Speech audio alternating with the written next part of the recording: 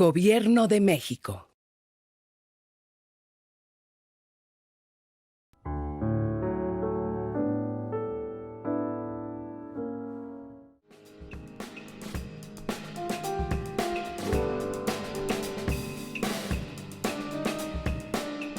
Buenas tardes a todos.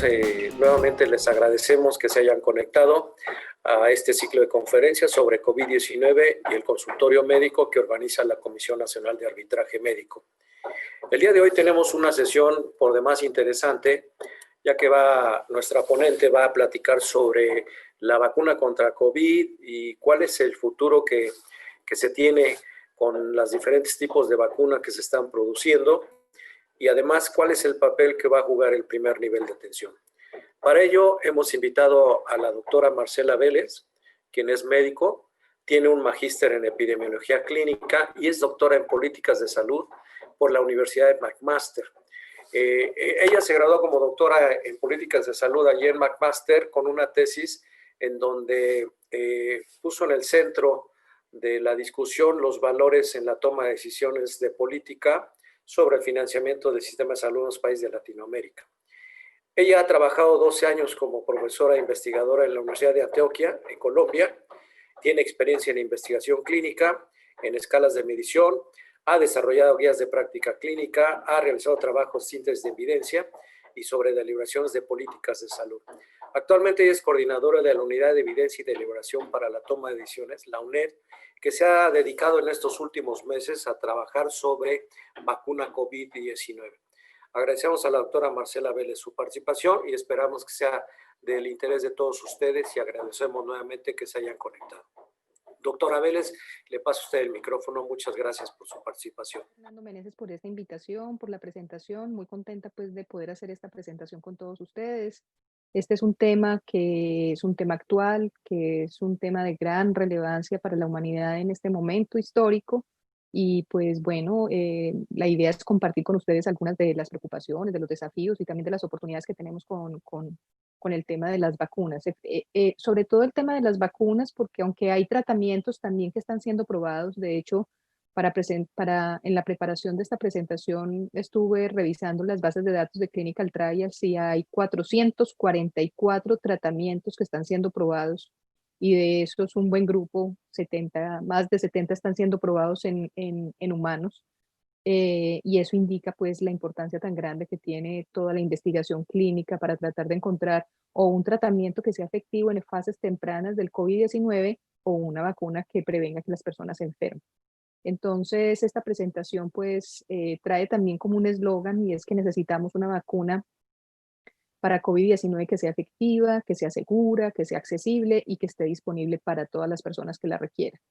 Y en particular vamos a mirar qué sabemos de la eficacia y la seguridad de las vacunas candidatas. He incorporado algunos elementos nuevos de esos comunicados de prensa que han publicado las casas farmacéuticas en las últimas semanas, con la que se puede enriquecer, digamos, esta discusión sobre lo que sabemos de las vacunas y qué tienen que saber los médicos generales para este proceso de ofrecer las vacunas a los pacientes. Nosotros pertenecemos a la Unidad de Evidencia y Deliberación para la Toma de Decisiones, pues yo soy la coordinadora y tenemos un grupo, un equipo de personas que es la encargada de recopilar evidencia y pues nos encargamos de eso, de moler evidencia, identificarla, evaluarla, analizarla, compilarla y luego ponerla, digamos, en un vocabulario y darle una aplicación para la toma de decisiones políticas. Voy a empezar por este tema que yo siento que es relevante poderlo discutir de entrada, y es cuando una vacuna es importante para la sociedad. Entonces, hay unas situaciones que dependen del contexto de la enfermedad en la cual se requiere esa vacuna. Entonces, por ejemplo, decimos que una vacuna es muy importante para la sociedad cuando la duración de la inmunidad de la enfermedad infecciosa es cortica. Es decir, si a una persona le da una enfermedad infecciosa y la inmunidad que provoca esa enfermedad infecciosa tiene un periodo largo, pues entonces realmente la persona es poco probable que vuelva a infectarse en un periodo corto de tiempo. Pero si por el contrario la enfermedad infecciosa da y la inmunidad que provoca es corta, pues en esas circunstancias es muy importante tener una vacuna, porque si no las personas van a estar frecuentemente infectándose y enfermándose de esa condición. También depende, por ejemplo, de la mutación del virus. Cuando la mutación del virus es lenta, virus que casi no cambian y son muy estables, pues digamos que la presión por tener una vacuna es un poco menor, pero cuando los virus mutan aceleradamente, como es el caso, por ejemplo, de esta enfermedad de COVID-19, pues tener una vacuna se vuelve una cosa relevante. También tenemos un factor que es la disponibilidad de pruebas diagnósticas y tratamientos efectivos. Cuando hay enfermedades infecciosas que tienen tratamientos que son efectivos y que son efectivos en fases tempranas de la enfermedad, pues digamos que la presión por tener una vacuna es menor. Pero cuando tenemos una enfermedad donde realmente no tenemos ese tipo de tratamientos ni las pruebas diagnósticas funcionan, digamos, con una gran sensibilidad y especificidad, entonces ahí se nos vuelve otra vez, es el escenario donde tener una vacuna es tremendamente importante para la sociedad. Y un tercer criterio que depende del contexto de la enfermedad, que es lo que llamamos la tasa de ataque. Es decir, el R0, que es esa capacidad de transmisibilidad que tiene el virus de contagiar a otras personas, de que las personas se contagien, cuando esa capacidad de contagio es muy alta, pues rápidamente se alcanza la inmunidad que nosotros llamamos de rebaño. O cuando ese R0 es muy bajito, o sea, lo contagioso es muy bajito, la capacidad de contagio es muy bajita del virus, pues el virus con el tiempo termina desapareciendo de la comunidad. Pero cuando estamos con esos R que están ahí en la mitad, con esa transmisibilidad y contagio que no es suficientemente alta como para dar inmunidad de rebaño, ni suficientemente baja como para desaparecer, pues ahí vuelve otra vez y se hace muy relevante tener una vacuna que sea efectiva. Y nosotros, pues digamos que con esta COVID-19 cumplimos con varios de esos criterios que hacen que la vacuna sea tremendamente relevante. Hay otros criterios que son cuando la vacuna per se es muy importante para la sociedad. Esta que les acabo de presentar es cuando, por el contexto de la enfermedad, tener una vacuna es importante. Esta es cuando una vacuna ya disponible para la práctica clínica se vuelve muy relevante para la sociedad. Entonces, ¿qué depende de la vacuna? ¿Qué hemos dicho y qué es lo que se encuentra en la evidencia? El nivel de protección. Una vacuna que tenga un nivel de protección menor al 50% es de muy bajo valor social. ¿Qué quiere decir esto? Que necesitamos vacunas que tengan un nivel de protección mayor del 70%. Eso significa que de 100 personas que vacunemos, 70 quedan protegidas. Ese tipo de intervenciones, esas son intervenciones que son de alto valor social. En cambio, una vacuna, que es como tirar una moneda al aire y que no sabemos si va a caer cara o sellos, es decir, si nos protege o no nos protege, cualquier nivel de protección que sea menor del 50%, pues decimos que es una vacuna que es de poco valor social, ¿sí? Que tiene, tiene muy poco impacto en el cambio de la enfermedad. La duración de la inmunidad. Si la inmunidad que deja la vacuna, no la que deja la enfermedad que la tratamos antes, si la inmunidad que deja la vacuna es menor de un año, decimos que esa vacuna, pues, es una vacuna de muy poco valor social, que realmente no impacta de manera contundente la enfermedad y el comportamiento epidemiológico, mientras que una vacuna que tiene que provoca una inmunidad que dura más de 3 años, ahí estamos hablando de una vacuna que es altamente importante y de un gran valor para la sociedad y para la comunidad. La distribución y la logística. Las vacunas que tienen almacenamientos cortos, es decir, que tienen vidas medias después de producidas cortas o que tienen cadenas de frío muy complejas, son de bajo valor social porque las hacen muy difíciles. Es muy difícil que la vacuna llegue a la persona que la necesita y que la persona que la necesita sea efectivamente vacunado con una molécula que sigue siendo activa. Me parece interesante que todos estos criterios yo los recopilamos mucho antes de que empezaran a salir los comunicados de prensa, que como ustedes recordarán, la de Pfizer, por ejemplo, requiere una refrigeración demasiado estricta, bueno, un congelamiento demasiado estricto y por supuesto no cumple con este criterio importante que es que tenga una cadena de frío o que sea termoestable a temperatura ambiente o que sea estable en diferentes condiciones geográficas y de temperatura. Por supuesto, todas esas vacunas que son más sencillas de almacenar, de distribuir, más estables en diferentes condiciones, tienen mucho valor social porque son más fáciles de distribuir y de hacerlas llegar a todas las personas que las requieren independientemente de la localización geográfica de esas personas. Y nos queda lo de la vía de administración, por supuesto, las vacunas que se requieren, por ejemplo, dispositivos muy complejos o una forma de administración compleja, cuando se necesitan más de una dosis, eso hace que tengan menos valor social porque es más complejo entregar esa intervención que se llama vacunar a las personas que lo requieren, mientras que las vacunas que se dan en única dosis y que se dan, por ejemplo, de forma oral, son vacunas muy, muy importantes de un alto valor social porque son muy fáciles de ponerlas en esos individuos que la requieren. Entonces, a eso es a lo que le llamamos como el alto valor social que tiene la vacuna per se, por la forma en que tenemos de entregarla y por su efectividad y por su capacidad de proteger a las personas. Entonces, teniendo esto en cuenta, vamos a discutir qué pasa con las vacunas para COVID. Siempre presento esta diapositiva, me parece muy importante, por lo menos esta información, para que se fijen que ahora estamos hablando más que de un tema clínico y de un tema que médico, estamos hablando de un tema económico y probablemente incluso político. La primera vacuna candidata se creó 42, o sea, se registró como propuesta de vacuna candidata 42 días después de la secuenciación genética del nuevo coronavirus. Al día de hoy tenemos 259 vacunas candidatas, 259, y 53 se encuentran en fase de experimentación con seres humanos, es decir, las otras 206 están en estudios preclínicos. Estudios preclínicos significa que están estudiadas en los laboratorios, en animales, que todavía no han llegado a entrar en contacto con los seres humanos. Los países de diferentes países y diferentes compañías farmacéuticas, por supuesto, han propuesto vacunas candidatas y están en una competencia por ver cuál es la primera vacuna que sale y queda comercializada. Esto es muy importante porque recuerden que estamos hablando de un mercado de 7.000 millones de personas en el mundo. Entonces esto pues digamos que es un negocio de unas proporciones descomunales.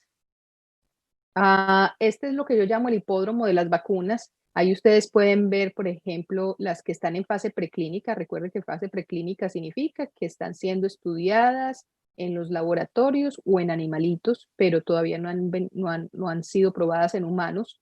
Luego están las diferentes fases de los ensayos clínicos, fase 1, fase 1-2 que se ha permitido en por esta enfermedad, por esta situación, se ha permitido como estas que son mezclas, o sea que se están probando en fase 1 y también se están adelantando la fase 2. Entonces hay vacunas en fase 1, vacunas en fase 2 y las vacunas en fase 3, que son, digamos, de las que más nos interesan en esta presentación, las que están más cerquita de llegar a esta comercialización, aprobadas, perdón, acá, con licencia, aprobadas para el uso en personas humanas, porque hay unos que ya han sido aprobados con uso limitado, fuerzas militares, en fin, con un uso limitado hay algunas que ya están, pero con licencia para ser comercializadas, todavía aquí estamos en la espera. Recuerden que salió la noticia de Reino Unido que está dando autorización para Pfizer, pero pues digamos que en general todavía no hay una licenciada o aprobada para todo el mundo.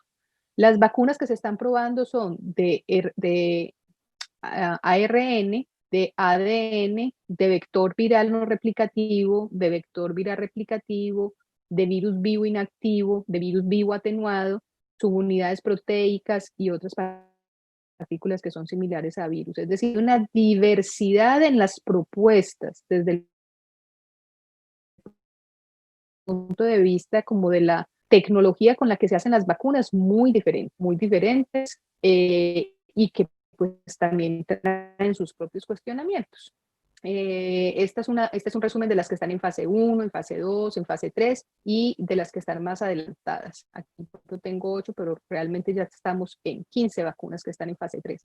Las vacunas de ARN, tanto como las vacunas de ADN, se producen mucho más rápidamente que otras vacunas como las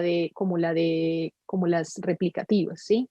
El lío con las vacunas de ARN es que no existe en el mundo una vacuna de ARN aprobada. Yo menciono esto y lo recalco y se los voy a explicar.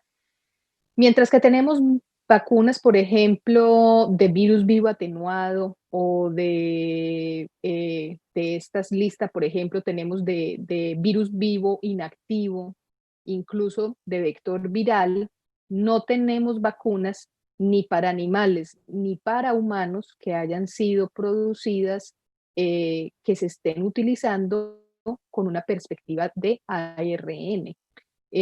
No tienen ustedes que acordarse pues de la fisiología o de la biología molecular, pero el ARN es un material muy frágil que se desnaturaliza rápidamente. Entonces siempre este tipo de vacunas con este material genético, siempre uno tiene que estar pensando cómo lo pueden mantener, cuál es el vehículo que lleva al ARN hasta el sistema inmunitario para desencadenar toda la respuesta inmune. Y con eso pues hay muchas dudas desde el punto de vista de las ciencias básicas. Yo no me voy a detener en eso pues porque trato de mirar sobre todo la cosa clínica, pero dejo la duda sobre ese procedimiento o sobre la tecnología con la que está hecha las vacunas de ARN. Además porque, como les menciono, no tenemos un antecedente en la humanidad de vacunas de este tipo, no sabemos cómo actúan cuando entran al cuerpo humano, no sabemos cómo actúan, cómo interactúan con el tiempo, con otras vacunas, con otros microorganismos, no sabemos qué pasa con ellas en la comunidad y en el contexto. Entonces, pues generan muchas preocupaciones o por lo menos muchas inquietudes que no se pueden resolver en este momento. El fin de semana se publicó una entrevista que le hacen al CEO, perdón, de Merck, y mencionaba, por ejemplo, que Merck está siendo prudente con todo este tema de las vacunas. El CEO de Merck mencionaba que ellos han sido los más grandes productores de vacunas en los últimos 25 años y que realmente en este último cuarto de siglo el número de vacunas que se han producido por la industria farmacéutica es muy, muy pequeño. Creo que él mencionaba 7 vacunas han sido desarrolladas en los últimos 25 años y de esas 7 vacunas, 8 vacunas, ellos habían producido 4. Entonces mostraban pues como la experiencia tan grande que tiene Merck en este tema de las vacunas y que ellos estaban siendo prudentes porque les parecía que todavía no se conocía muy bien el virus, no se conocía muy bien la enfermedad, a pesar de que esté secuenciado el virus, no sabemos cómo cambia y no sabemos perfectamente porque se está estudiando, pero no se tiene toda la información de cómo interactúa en el cuerpo humano y cómo desarrolla, cómo causa la enfermedad para poder proponer más apropiadamente y acertadamente una vacuna que pueda ayudar a paliar la enfermedad. Las vacunas de ARN en otras enfermedades se están probando para MERS. MERS también es un coronavirus. Recuerden que también es de esa misma familia del que causa el COVID-19. Y pues hay otras vacunas que se están probando para otras enfermedades, pero apenas están en ensayos clínicos. Además, recuerden que los ensayos clínicos normalmente para vacunas y para tratamientos, los ensayos clínicos toman alrededor de 10 años, entre 7 y 10 años. Nosotros ahora con este COVID-19 estamos haciendo ensayos clínicos y desarrollos de vacunas y de intervenciones en pocos meses, lo que también pues es un desafío. ¿Quiénes tienen vacunas de ARN en este momento? En eso estamos con Moderna y con Pfizer, que Pfizer tiene pues un asocio con BioNTech. Entonces es Moderna con BioNTech, que además la vacuna de Pfizer, yo no sé con quién lo hace Moderna, pero recuerden que por ser una vacuna de ARN se necesita un vehículo, es decir, se necesita una sustancia, un componente químico que sea capaz de trasladar, de traer el ARN y presentárselo al sistema inmunitario, porque el ARN es muy frágil y si no fuera metido en un vehículo podría ser desnaturalizado en el proceso entre que te vacunan, entre que te chuzan, te inyectan y el virus es presentado al sistema inmunitario. Entonces BioNTech les está haciendo toda como la otra parte del vehículo y toda la producción. Bueno, es un asocio entre Pfizer y BioNTech. Entonces ahí tenemos a Moderna y a Pfizer, que son las que compiten por esto de ARN. Recuerden que por los comunicados de prensa, estas dos compañías farmacéuticas son las que tienen más adelantos en la propuesta de vacunas. Por lo menos eso han mencionado con los análisis interinos. Ok. Ambas, Moderna y Pfizer, para que noten la competencia como es de verdad, registraron sus estudios fase 3, en el caso de Moderna fase 3 completo y en el caso de Pfizer fase 2-3, el 27 de julio. Ambos esperan reclutar 30,000 personas, en el caso de Moderna solo en Estados Unidos, en el caso de Pfizer en varios países, incluyendo Argentina y Brasil de los latinoamericanos.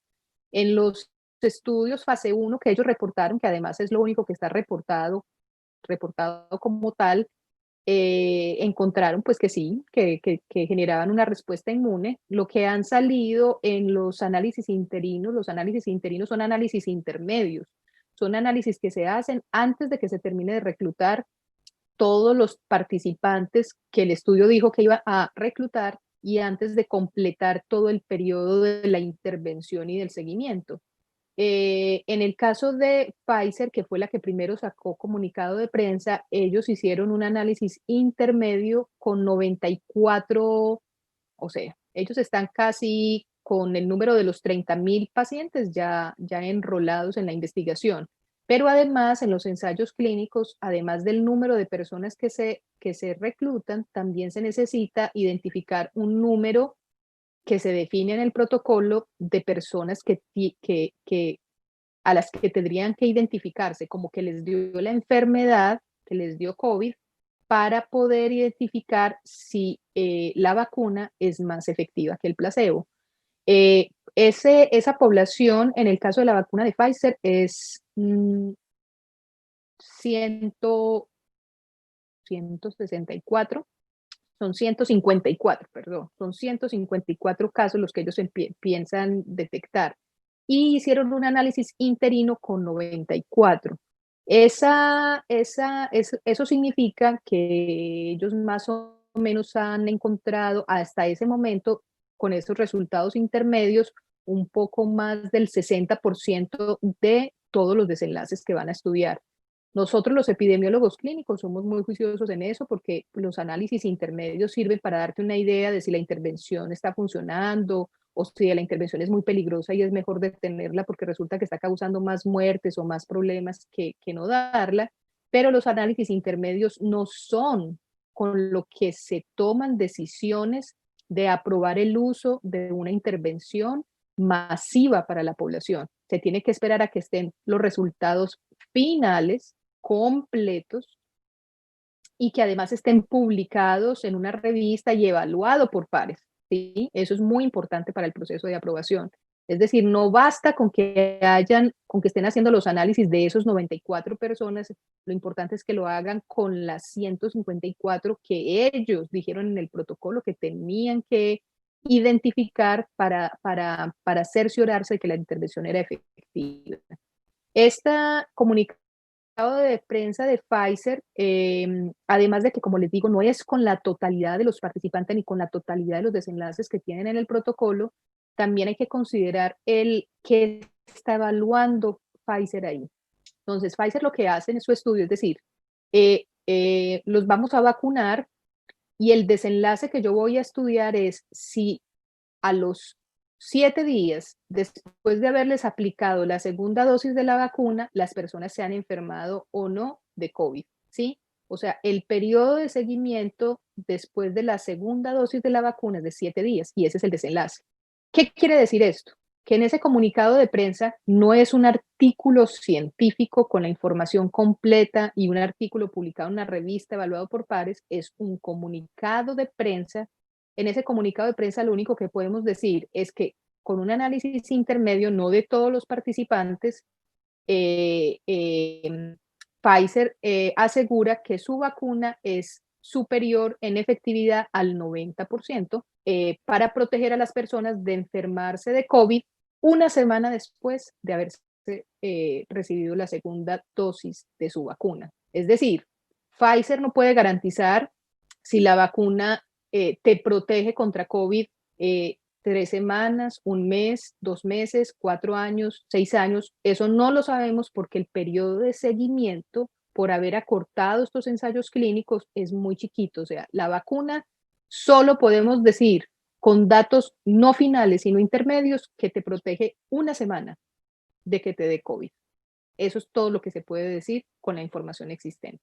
En el caso de Moderna, tienen más o menos una situación similar, también son análisis intermedios, sin haber terminado de reclutar todos los pacientes, sin haber terminado de identificar a todos los pacientes que se requieren identificar como que les dio la enfermedad para poder comparar si la intervención es mejor que el placebo. Y lo que sabemos de Moderna, ellos también tienen unas cifras que son por encima del 92% de efectividad, y lo que ellos mencionan es que el desenlace que evaluaron es si las personas se enfermaron hasta 15 días después de haber tomado o de haber recibido la segunda dosis de la vacuna. Nuevamente, la explico en palabras más planas. ¿Qué es lo que podemos saber por ese comunicado de prensa? Que la vacuna de Moderna, sin que se haya terminado de completar todo el estudio, dicen ellos que es efectivo en más del 90% en prevenir que te dé COVID 2 semanas después, hasta 2 semanas después de que te han puesto la vacuna. Ellos no pueden garantizar que es efectiva ni un mes, ni 2 meses, ni 3 meses, ni 4 meses, porque no están los periodos de seguimiento. Pfizer, en el caso de Pfizer, la FDA le solicitó a Pfizer que tiene que ampliar el periodo de seguimiento para que dé 15 días, para que pueda ser comparable la vacuna de Pfizer con la vacuna de Moderna, con la vacuna de Johnson Johnson, con la vacuna de AstraZeneca y con las demás que están en estudios. O sea que una semana era un periodo insignificante de seguimiento, era muy cortico ese periodo de seguimiento para decir si la vacuna era efectiva o no. Pero es muy importante que ustedes escuchen esta información y se hagan su propio punto crítico de qué tanta es la efectividad que estamos viendo pues con estas vacunas. Ok. Los eventos adversos. Los eventos adversos que están descritos en esta diapositiva son los eventos adversos de los estudios fase 1, fase 2.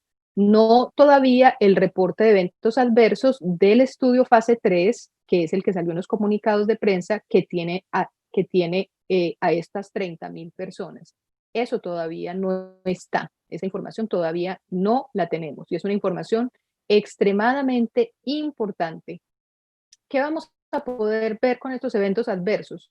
Eventos adversos grandes, eventos adversos además que sucedieron en ese periodo de seguimiento que es estrechito, ¿cierto? En un periodo de seguimiento de 1 o 2 meses. Eventos adversos más grandes que pudieran aparecer con un periodo crónico de uso o después de varios meses de haber sido vacunado, todavía no vamos a poder tener información nuevamente porque el ensayo clínico se hizo en un periodo muy corto. Entonces hay que tener en cuenta ese tema de la seguridad. Siempre, siempre, recuerden todos ustedes, yo sé que el público es de médicos, pero si me escuchan personal que no es médico, pacientes, ciudadanos, todas las intervenciones en medicina, todas las intervenciones, los medicamentos, las vacunas, los dispositivos, siempre hay que evaluarles los beneficios y los riesgos. Hemos visto muchos casos en medicina de intervenciones que, por ejemplo, mejoraban el dolor, pero cuando usted miraba los riesgos, resultaba que aumentaban la posibilidad de muerte. Entonces, muchos medicamentos se han tenido que retirar del mercado, porque después de varios años de haberlos usados, nos dimos cuenta que mejoraban, disminuían los infartos, pero aumentaban la mortalidad por otra razón. Entonces, todas las intervenciones en medicina, todas se estudian mirando dos cosas: los beneficios y los efectos adversos o los riesgos. Consideraciones como desde el punto de vista político o económico. Tanto Moderna como Pfizer recibieron una designación que se llama Fast Track. Esa designación Fast Track de la FDA es como les damos permiso para que hagan todo rápido. Y por supuesto, entendemos por la urgencia de la situación, por lo importante que es tener una intervención que salve vidas, y que le permita a la humanidad volver a cierta normalidad, pero pues el fast track también implica que eso que se hacía antes, como les digo yo, entre 7 y 10 años, ahora lo estamos haciendo en unos pocos meses. Y eso hace que se puedan cometer más errores, que puedan haber, que la información no esté completa para tomar una decisión y que pues nos enfrentemos a más preguntas con estas vacunas que están siendo estudiadas. El gobierno de Estados Unidos ha financiado ambos esfuerzos con plata, con dinero. Unas inversiones importantes ha hecho Estados Unidos, sobre todo para garantizar que si la vacuna sale efectiva y exitosa, ellos reciban los primeros pues, grandes lotes de vacunas. En el caso de Moderna, les dieron casi $1.000 millones por 100 millones de dosis, y en el caso de Pfizer 1.9, o sea, $1.900 millones, con la opción de que se entreguen 100 dosis y que de pronto incluso se puedan considerar adquirir otras 500 más, 500 millones de dosis. Recuerden además, yo espero decirlo más adelante, pero con tanto tema que hay que tratar de la vacuna, probablemente se me olvide. Recuerden además que si una vacuna necesita 2 dosis, como es el caso de estas dos, Moderna y Pfizer, ambas se aplican en 2 dosis. Si usted tiene 100 millones de vacunas, usted no está vacunando a 100 millones de personas, se está vacunando a 50 millones de personas, ¿sí? Porque usted tiene que garantizar que la intervención se dé completa en una población. Si usted le da 100 millones de dosis o sea, le da una vacuna a cada persona y se gasta los 100 millones de dosis, es probable que no haya suficiente vacuna para ponerle la segunda dosis y usted pierda todo el esfuerzo económico y todo el esfuerzo de salud pública en haber puesto un tratamiento incompleto. Entonces, cada vez que estemos hablando de esto, piensen que si se necesitan 2 dosis de una vacuna, esos números se van a la mitad. Esos números se van a la mitad de personas que podrían estar vacunadas. Otras empresas ustedes han visto que han hecho tratos con Pfizer y con Moderna para también tener acceso a esas vacunas en el caso de que sean exitosas y que sean aprobadas. Por supuesto, pueden ver el caso de Reino Unido. En el caso de las vacunas de ADN, que también están en producción, también pues se producen más rápidamente que otras. En este caso no hay vacunas de ADN aprobadas para el uso en humanos, pero sí hay vacunas de ADN para uso veterinario, para unas enfermedades que se llaman melanoma canino y el virus del Nilo que les da a los caballos. Y hay unas que están en estudio para Zika y para gripe, pero pues todavía no están aprobadas. La mayoría de estas vacunas de ADN todavía se encuentran en fase 1, fase 2 y hay unas que ya están pidiendo para entrar a fase 3.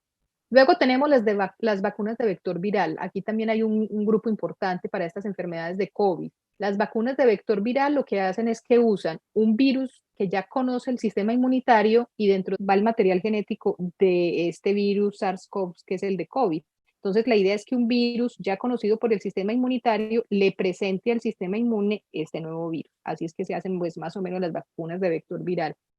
De estas vacunas de vector viral tenemos también unas para animales, rabia y moquillo, y se están desarrollando unas, Johnson Johnson está desarrollando vacunas para VIH y para ébola, que todavía están en ensayos clínicos.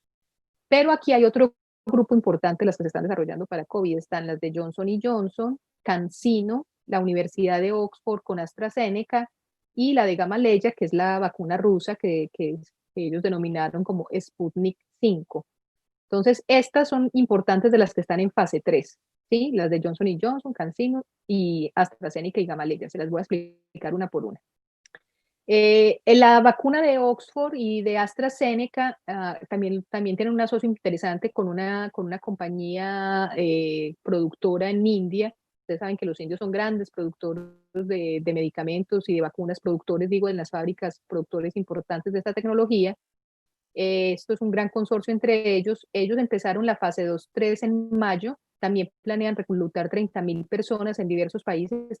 También incluyen, por ejemplo, entre los latinoamericanos a Brasil. Esta es muy interesante porque en la fase 1, pues claro, mostró que genera inmunidad, como ha sucedido con todas ellas. Si no muestran que hubieran tenido inmunidad en la fase 1, no los hubieran dejado, no les hubieran permitido avanzar a fase 2 y a fase 3, como para que todos ustedes tengan claro eso. Pero aquí ha habido una cosa muy interesante con AstraZeneca y es que, si recuerdan, la semana pasada o antepasada salió el comunicado de prensa de ellos, bueno, salió el comunicado y luego salió el escándalo, porque ellos planeaban entregar una dosis X de vacuna y resulta que a un grupo importante de los participantes que reclutaron, como 4.000 creo, 4.500, no le dieron la dosis completa, la que ellos aprobaron, la que ellos registraron en el ensayo clínico ante las autoridades de regulación, sino que por un error les dieron la mitad de la dosis.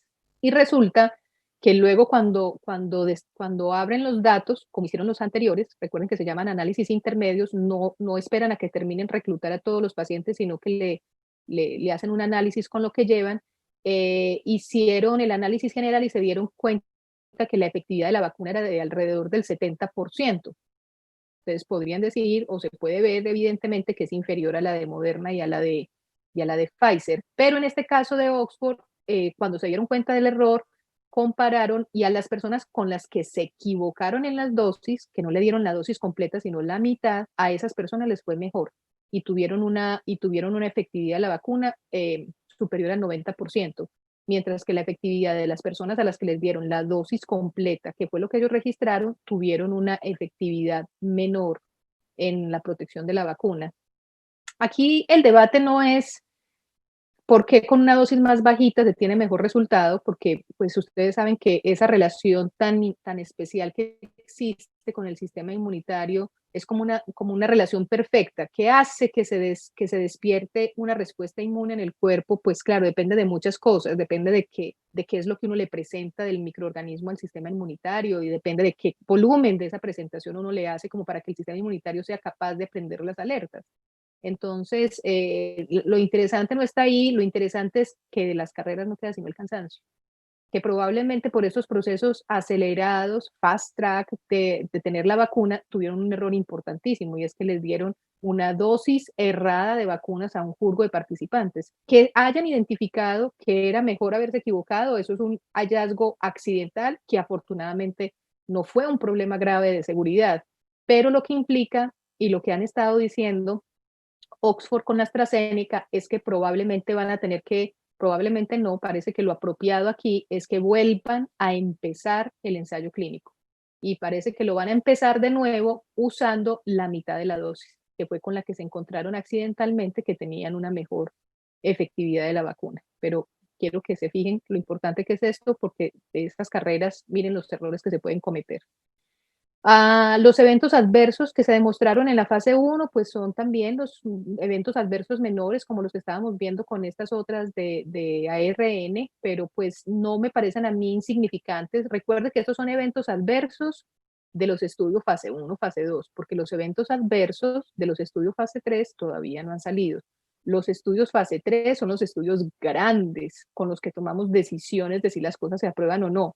Los estudios de fase 1 y fase 2 se hacen con poquitas personas. Un estudio fase 1 se hace con 20, 30, 40 personas. Un estudio fase 2 se hace con 50 a 200 personas. En cambio, los estudios fase 3 son los grandes, los que se hacen con miles de personas. Entonces, los eventos adversos de esta vacuna de Oxford con AstraZeneca también están como cerca del 60%, según los datos de la fase 1.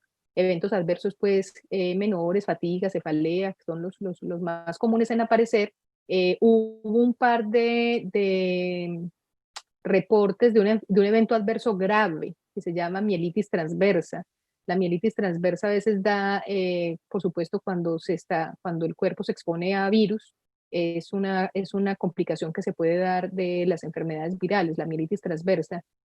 Parece ser, aunque no lo han puesto en la literatura científica, no ha sido claro para los epidemiólogos que estamos constantemente revisando esto, cómo descartaron que esos dos casos de mielitis transversa no son secundarios a la vacunación.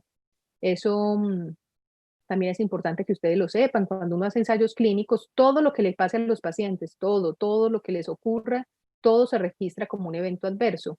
Y luego lo que se hace es comparar si las personas que estaban en el grupo de placebo, que no estaban recibiendo la vacuna, sino que le estaban poniendo solución salina u otra sustancia, si a ellos también, si la presencia de eventos adversos fue similar entre los dos grupos. Y si evidentemente es más alta en el grupo que recibió la intervención, entonces se puede, con métodos estadísticos, concluir que los eventos adversos no fueron al azar, que no fueron situaciones que les pasaron al azar a las personas, sino que se deben a la vacunación. Entonces, en este caso, como no se han destapado todo, o sea, como no se ha completado el reclutamiento y el análisis estadístico y la intervención de los 30.000 personas, todavía no tenemos los datos completos de los eventos adversos de esta vacuna. En el caso de CanSino, también tiene una vacuna, CanSino Biologics tiene una vacuna, empezó fase 3 el 11 de septiembre, el Instituto de Rusia, que es los que están haciendo Sputnik 5, empezaron el 7 de septiembre, como ustedes pueden ver, esto es competencia a competencia. Para CanSino ellos van a reclutar 40.000, para Sputnik, o sea, los rusos también van a reclutar 40.000 participantes, principalmente en Rusia, pero tienen también en otras partes. Ellos también pues, han mostrado eventos adversos altos. A mí me parece que estas vacunas de vector viral tienen una frecuencia muy alta de eventos adversos. Nuevamente, apenas lo que se reporta en estadios fase 1 y fase 2. Falta esperar que salgan los resultados de fase 3 para mirar qué es la frecuencia de eventos adversos con la vacunación. Gamaleya, que son los rusos, también sacaron un comunicado de prensa donde dicen que su vacuna tiene una efectividad superior al 90%. Aquí es menos claro qué es lo que están evaluando y qué es lo que están haciendo, y pues se requiere, por supuesto, que los artículos con toda la información se publiquen en una revista especializada y evaluada por pares, como ya los he mencionado.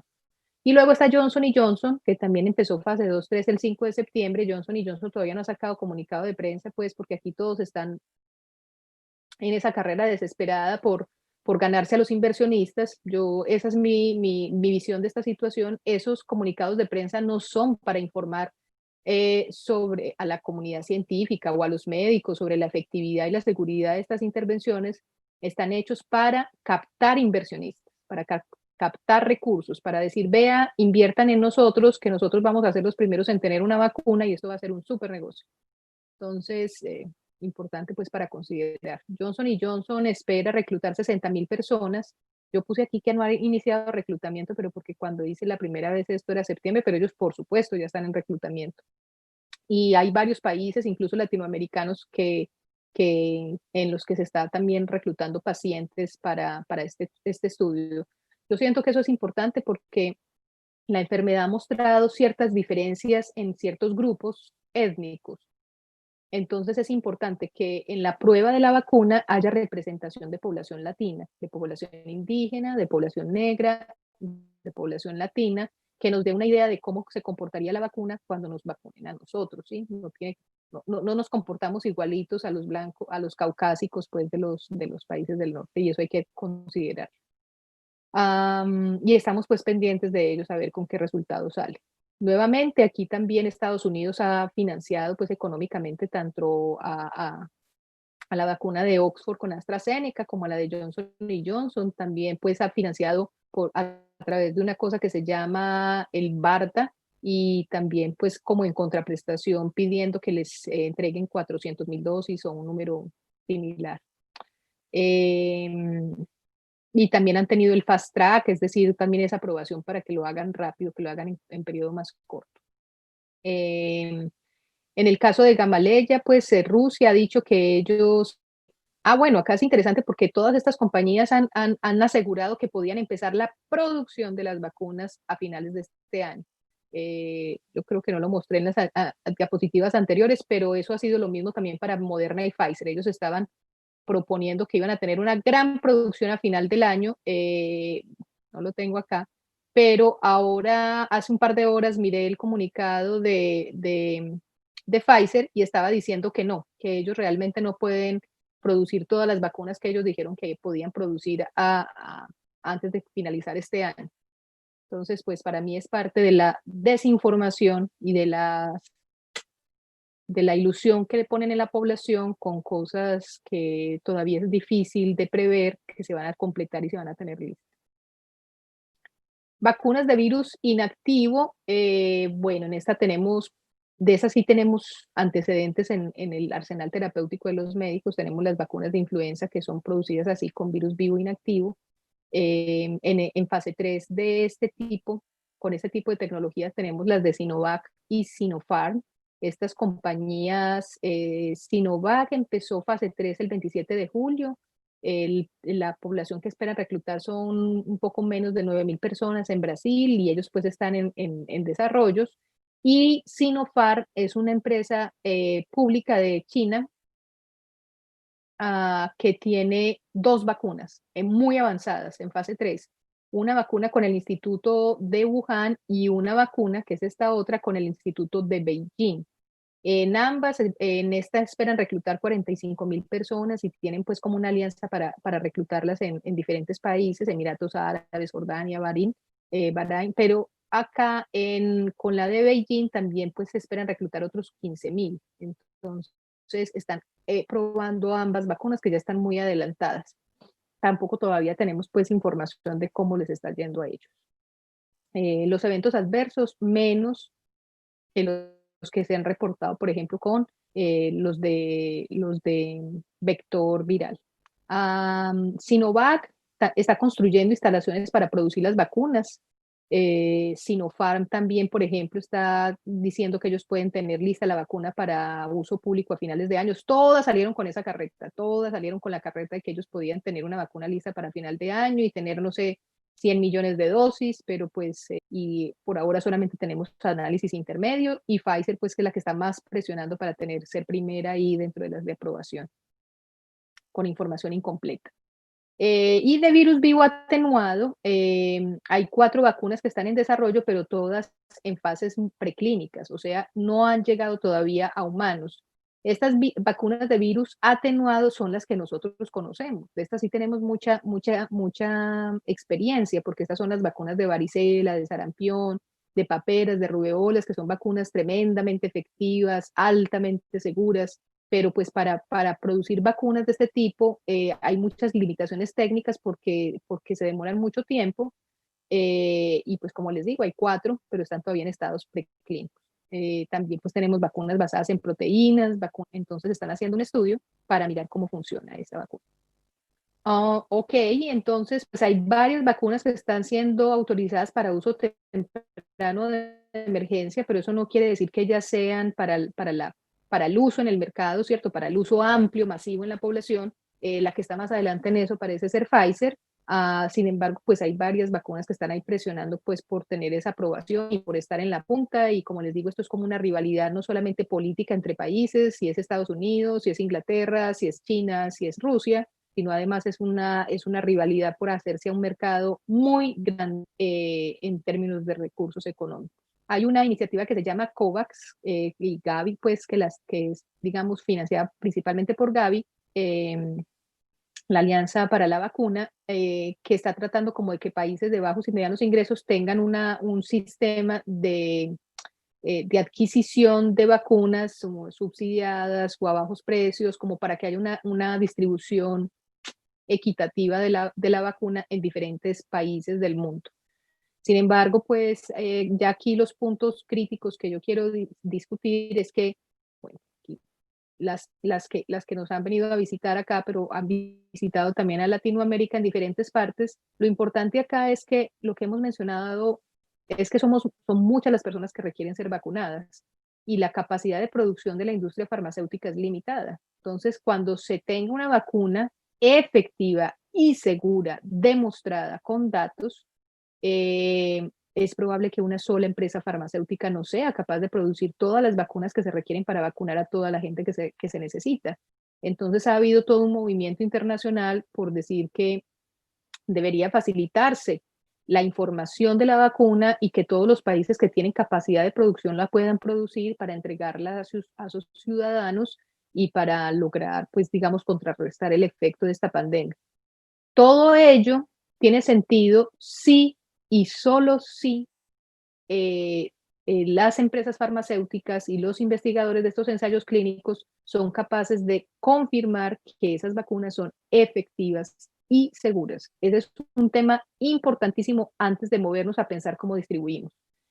Los criterios que se están pensando para la distribución de las vacunas es que primero se vacune la población pues la población mayor de 60 años, ahí no necesariamente todos son ancianos, población mayor de 60 años, población con comorbilidades y personal de la salud de primera línea que está atendiendo pues que son los que están poniéndole el pecho a esta pandemia, todos ustedes, médicos, enfermeras y trabajadores de la salud que le ponen el pecho a la pandemia. Y si eso es así, pues tenemos que garantizarles que esas personas que sean las primeras en vacunarse se vacunen con algo que es seguro, con algo que sea efectivo y que sea medianamente, que nos permita tener alguna certeza de su seguridad, que no les vayamos a poner a estas personas, que son las que son prioridad, a las que tenemos que proteger, no las vayamos a exponer a un riesgo mayor a su propia vida y a su propia seguridad. Entonces es muy importante que salgan los resultados completos de los estudios, lo mejor hechos posible, poder comparar todas las alternativas que se tienen para poder tomar decisiones, con una limitante, y es que como los estudios se han hecho tan rápido y en tan corto tiempo, es probable que no tengamos toda la información sobre qué tanto dura la respuesta inmunitaria con la vacuna, qué tanto tiempo van a estar las personas protegidas. Ese aprendizaje nos va a tocar tenerlo con el tiempo, ¿sí? Después de la vacunación, mirar qué cosas suceden con el tiempo. Sobre lo de la seguridad, repito, es un tema grave e importante de tener en cuenta. Creo que es tan importante que recuerden que las empresas farmacéuticas les están pidiendo, exigiendo a los países que firmen acuerdos donde los eximen de responsabilidad por los eventos adversos que se presenten con las vacunas. Y creo que eso es relevante porque las empresas saben que están sacando un producto precipitado, que en muchas fases se pueden haber pasado por alto y que no estamos teniendo toda la información. Por supuesto, yo soy médica y epidemióloga y una defensora de la vacunación. Mi crítica no soy antivacunas. Lo que estamos diciendo es que necesitamos la información de que esta en particular es efectiva y segura antes de exponer a las personas a esta intervención. Muchas gracias. Doctora Vélez, le agradecemos su interesante plática. Realmente creo que nos ha aportado una serie de informaciones sobre vacuna que le darán elementos a nuestros compañeros que trabajan en el primer nivel de atención para estar listos cuando esté disponible la vacuna para la población.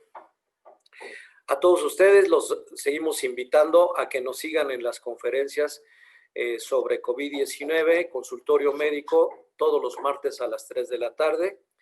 Y los invitamos a que bajen ustedes las diferentes conferencias que hemos tenido a lo largo de estos meses en este ciclo de conferencias en nuestra página oficial de YouTube de la Comisión Nacional de Arbitraje Médico. Y finalmente agradecerles a todos ustedes su participación en este ciclo de conferencias. Muchas gracias por haberse enlazado y estamos en contacto con ustedes. Salud.